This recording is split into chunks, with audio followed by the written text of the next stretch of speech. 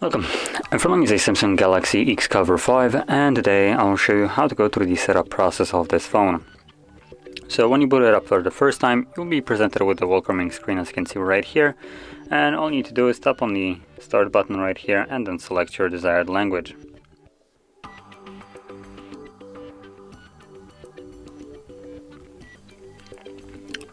From there we have a few legal items to review.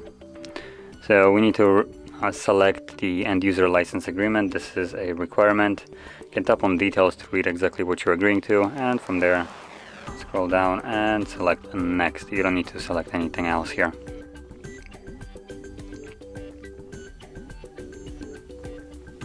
Then we have Wi-Fi connection, and now I can actually skip it right now, I believe so. Let's see, yep. But if the device is brand new, like fully just got out of the box, it wasn't like used before, then you are required to connect to a network for some odd reason. I have no idea why. Even though the device isn't locked, it's literally brand new, you have to connect to network.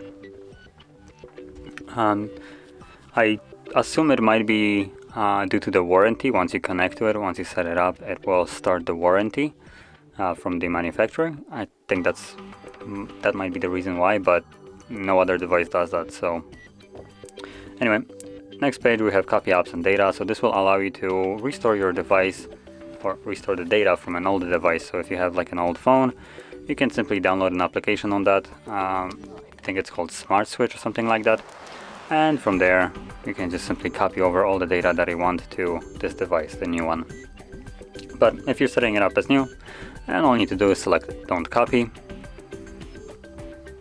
This will bring us to Google services, so we have location, scanning, and sending user and diagnostic data.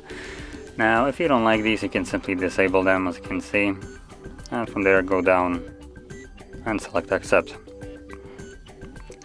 And this will take us to the screen protection.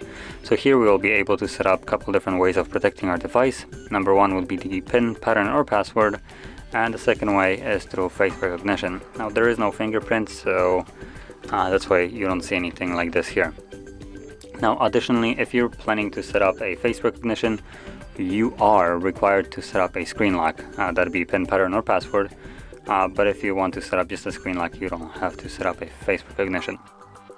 So I'll set up a pattern just for this. So draw it once, continue, draw it twice, confirm, and now it's set.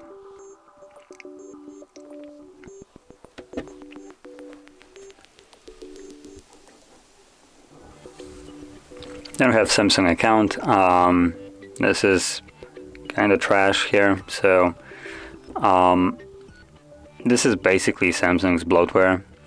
And I will go over this, assuming it will. Yep, it gives me the pop-up right here. So just so you know what I mean by bloatware, Samsung is running on Android, obviously, and everything that they're basically saying that you can use with their glorious Samsung account and only their account is basically accessible by Google, which comes already pre-baked into the phone because it's running on Android. So we have Samsung Cloud, which comes, I don't know, it's called Drive from Google. We have Bixby, Hey Google, Galaxy Team, entire Play Store, Find My Mobile, Find My Device, Galaxy Store, again, Play Store, Secure Folder.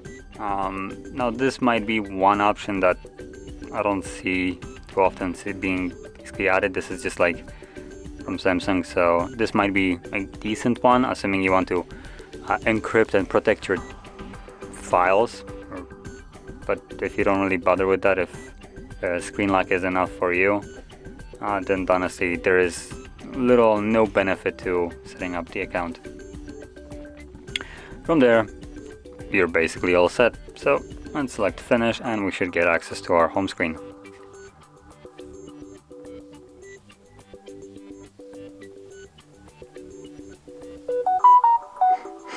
And there we go. So if you found this video helpful, don't forget to hit like, subscribe, and thanks for watching.